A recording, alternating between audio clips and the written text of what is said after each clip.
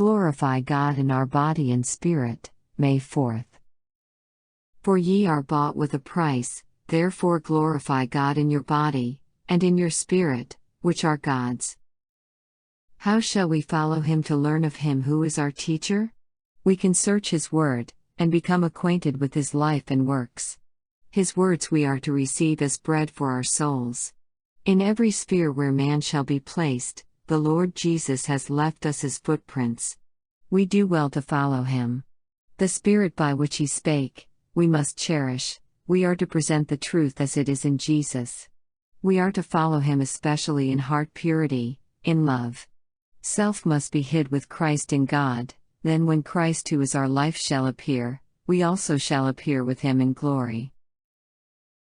By the inspiration of the Spirit of God, Paul the Apostle writes that whatsoever ye do, even the natural act of eating or drinking, should be done, not to gratify a perverted appetite, but under a sense of responsibility, do all to the glory of God.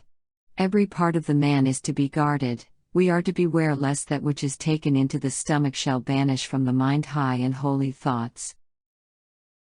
May I not do as I please with myself?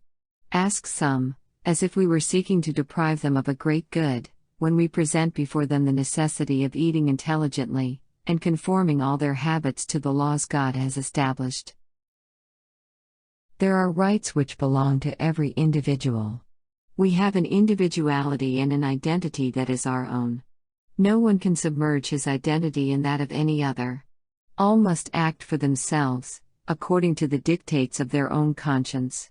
As regards our responsibility and influence, we are amenable to God as deriving our life from him. This we do not obtain from humanity, but from God only. We are his by creation and by redemption. Our very bodies are not our own, to treat as we please, to cripple by habits that lead to decay, making it impossible to render to God perfect service.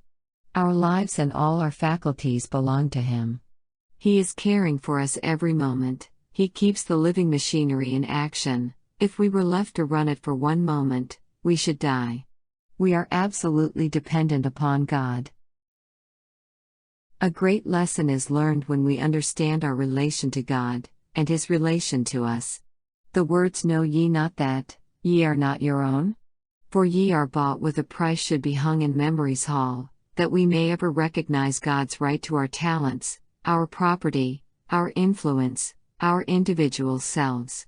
We are to learn how to treat this gift of God, in mind, in soul, in body, that as Christ's purchased possession, we may do him healthful, savory, pleasing service.